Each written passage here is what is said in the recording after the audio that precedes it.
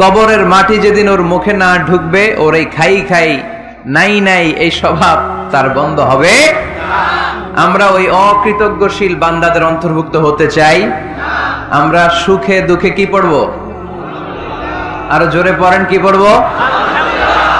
শীতকালে কি পড়বেন? রাসূল সাল্লাল্লাহু আলাইহি ওয়াসাল্লামের তখন মন খুব খারাপ। আমাদের মাঝে মাঝে মন খারাপ হয় না? আপনাদের মন খারাপ হয় কেন? হ্যাঁ, মাহফিল বন্ধ করে দেয়, এজন্য মন খারাপ হয়।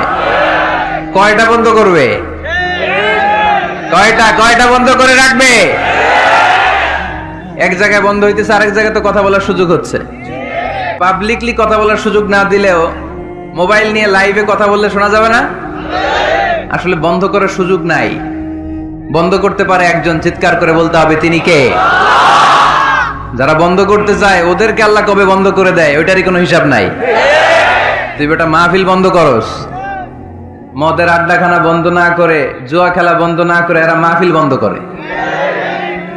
সমাজে যে অসঙ্গতি, এগুলো বন্ধ করা দরকার। জুয়া খেলা, টেন্ডারবাজি, চাঁদাবাজি, এগুলো বন্ধ করা দরকার। কোরআনের মাহফিল যারা বন্ধ করে এরা বুঝে না, কপাল পোড়া, এদের হেদায়েত নাই কপালে। চিল্লা এখন ঠিক কিনা? হ্যাঁ, এটা ঠিক। মাঝে মাঝে আমাদের জীবনে বিপদ আসে, পরীক্ষা আসে, মুসিবত আসে, এগুলো আসে আমাদেরকে শক্ত করার জন্য, ঠিক কিনা? আমাদের কোমরকে সোজা করার জন্য, আমাদের পায়ের নিচের মাটিকে শক্ত করার জন্য। প্রতিকূল পরিবেশে কি করে বীর দর্পে দাঁড়িয়ে থাকতে হয়, নিজের অস্তিত্বের প্রমাণ দিতে হয়, সেটা শিক্ষা দেবার জন্য। এজন্য মুমিনের হারাবার কিছু নেই। লা তাইয়াসু মির রাউহিল্লাহ, আল্লাহর রহমত থেকে নিরাশ হয়ো না। ইন্নাহু লা ইয়াইয়াসু মির রাউহিল্লাহি ইল্লাল কওমুল কাফিরুন, কাফের ছাড়া, মুশরিক ছাড়া, নাস্তিক ছাড়া, মুনাফিক ছাড়া কেউ কখনো আল্লাহর রহমত থেকে নিরাশ হয় না। আমরা সবসময় আল্লাহর রহমতের ভিখারি। ওমরে ফারুকের মতো শক্তিশালী লোক মক্কায় দ্বিতীয়টা ছিল। উনি বললেন, ইয়া রাসূলুল্লাহ, আপনি কি সত্য নবী না? আল্লাহ রাসূল বললেন, হ্যাঁ সত্য নবী। এই কোরআন কি সত্য না? সত্য। ইসলাম কি সত্য ধর্ম নয়? এটাও সত্য। ওমরে ফারুক বললেন, ফা ফীমাল ইখতিফা, তাহলে লুকায় লুকায় কেন? তাহলে সাফা পাহাড়ের পাদদেশে আরকাম ইবনে আবিল আরকামের ঘরের ভেতরে অন্ধকার কূপে দাঁড়িয়ে কোরআনের তেলাওয়াত কেন? ময়দানে নেমে পড়েন, আমি উমর আছি, দেখি কে কি করবে। রাসূল সাল্লাল্লাহু আলাইহি ওয়াসাল্লাম বললেন, না, এটা মাক্কি জীবন, ধীরে সুস্থে দাওয়াতি কাজ করো। ওমর ফারুকও ছাড়বে না। বললেন, ইয়া রাসূলুল্লাহ, একটা মিছিলের অনুমতি দেন। আল্লাহ রাসূল বললেন, যাও মিছিল দাও। ওমর ফারুক 2টা লাইন করলেন, মোট খুঁজে পেলেন 11 জন। সুবহানাল্লাহ পড়েন। এক লাইনের নেতা বানালেন আল্লাহ রাসূল সাল্লাল্লাহু আলাইহি ওয়াসাল্লামের খুদ চাচা হামজা ইবনে আব্দুল মুত্তালিবকে। আর আরেক লাইনে উনি দাঁড়ালেন 6 জন 12 জন, উনি সহ 12 জনের মিছিল। সুবহানাল্লাহ পড়বেন না? তো মিছিলের সামনে দাঁড়িয়ে উনি একটা ছোট্ট এক বাক্যের ভাষণ দিলেন। উনি বললেন, মান আরাদা আন তাসকুলা উম্মু ইয়াতামা ওয়ালাদু তারমিলা যাওজাতুহু ফালিয়াসুদ্দানি। এই মক্কার নেতা খেতারা, কে আছো? কে চাও মায়ের বুককে খালি করতে? কে চাও সন্তানগুলোরে ইয়াতিম বানাতে? কে চাও তোমার স্ত্রীকে বিধবা বানাতে? সামনে আসো, পারলে আমি ওমরে ঠেকাও।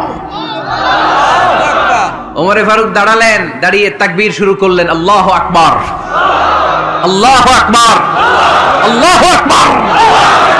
এক একটা স্লোগানে মক্কার মরুজমিন সেদিন থারথার করে কেঁপেছে। ইতিহাস সাক্ষী, আবু জাহেল, উতবা, শাইবা এই আল্লাহু আকবার স্লোগান আর শুনে নাই। হঠাৎ ভাবলো, ঘটনা কি? কার এত সাহস আমার নির্বাচনী এলাকায় আল্লাহু আকবার নামে স্লোগান দেয়?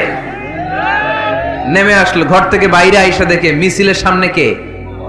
ওমর রে দেখা দিছে একদম। রাত্রি যত গভীর হয়, অন্ধকার তমানিসা ভেদ করে সুবহে সাদেক হয়।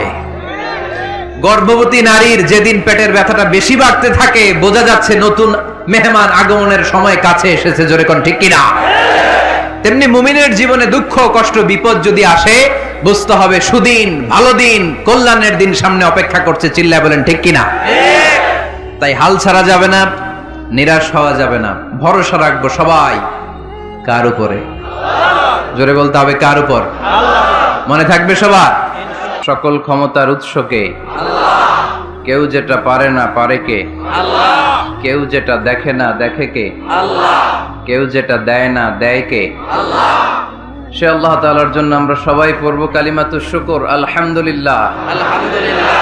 সবাই পড়েন রব্বানা লাকাল হামদ, রব্বানা লাকাল হামদ, হামদান কাসীরান, হামদান কাসীরান, তাইয়িবান, তাইয়িবান, মুবারাকান ফীহি, মুবারাকান ফীহি, ইয়া রাব্বি, ইয়া রাব্বি, লাকাল হামদু, লাকাল হামদু, কামা ইয়ানবাগি, কামা ইয়ানবাগি, লিজালালি ওয়াজহিকা, লিজালালি ওয়াজহিকা, ওয়া আযীমি সুলতানিকা, ওয়া আযীমি সুলতানিকা, লাকাল হামদু বিল ঈমান, লাকাল হামদু বিল ঈমান, লাকাল হামদু বিল ইসলাম, লাকাল হামদু বিল কোরআন।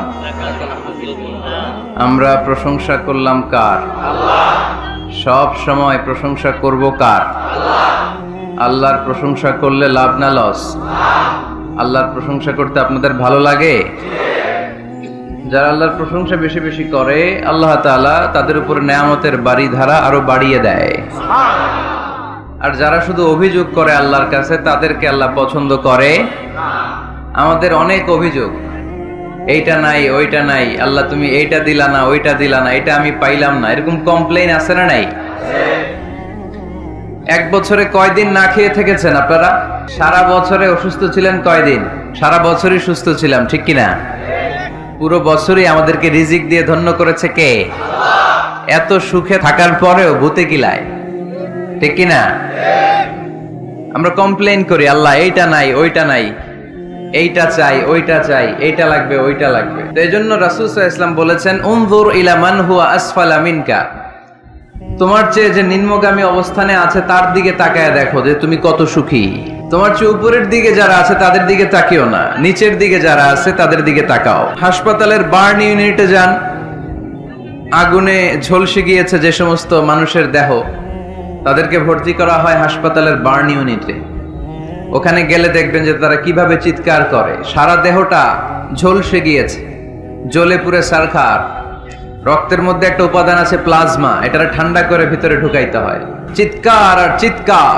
হাসপাতালে ভর্তি ক্যান্সার রোগীকে দেখে আসেন, আমার তো এটা লাগবে ওইটা চাই ওইটা চাই। একজন ক্যান্সার রোগী, ওরা জিজ্ঞেস করেন ভাই তুমি কি চাও? কয় কিচ্ছু চাই না, আমি খালি বাঁচতে চাই। আমি অনেক কিছু চাই, কিন্তু ক্যান্সারে আক্রান্ত রোগী কি চায়? একটা চাওয়া, তার এইটা ওইটা, বাড়ি ঘর ধন সম্পত্তি কিচ্ছু লাগবে না, সে শুধু কি চায়? বাঁচতে চায়। এজন্য বেঁচে যে আছি এজন্যই পড়তে হবে আলহামদুলিল্লাহ। মাবুদ তুমি যে বাঁচিয়ে রেখেছো, বেঁচে আছি আলহামদুলিল্লাহ।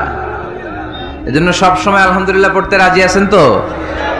কারণ হিউম্যান ডিমান্ডস আর আনলিমিটেড, মানুষের চাহিদার কোনো শেষ নাই। আছে নারী আছে বাড়ি চাই, বাড়ি আছে গাড়ি চাই, এটা আছে ওটা চাই, ওটা আছে সেটা চাই। আল্লাহ রাসূল সাল্লাল্লাহু আলাইহি ওয়াসাল্লাম বললেন ওয়ালাইয়ামলা আফাহু ইল্লা তুরাব, কবরের মাটি তোর মুখে ঢোকার আগ পর্যন্ত তোর এই চাই চাই স্বভাব কোনোদিন থামবে না। লাউ আন্না লিকুল্লি ইবনি আদম ওয়াদিয়ান মিন যাহাব আহাব্বা আন ইয়াকুনা লাহু ওয়াদিয়ান।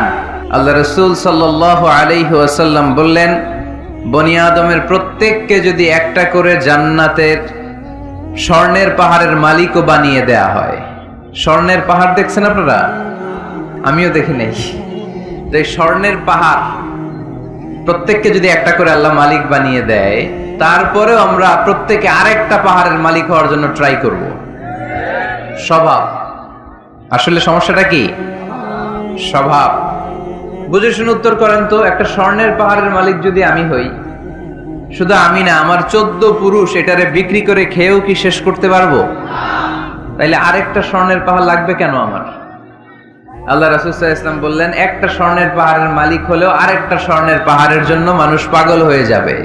ওয়ালাইয়ামলা আফাহু ইল্লা তুরাব, কবরের মাটি যেদিন ওর মুখে না ঢুকবে, ওর এই খাই খাই নাই নাই এই স্বভাব তার বন্ধ হবে। আমরা ওই অকৃতজ্ঞশীল বান্দাদের অন্তর্ভুক্ত হতে চাই। আমরা সুখে দুঃখে কি পড়বো? আরো জোরে পড়েন, কি পড়বো? শীতকালে কি পড়বেন? গ্রীষ্মকালে? দিনের বেলায়? রাতের বেলায়? খাওয়ার পর? না খেয়ে থাকলেও আমরা সব সময় আলহামদুলিল্লাহ পড়বো।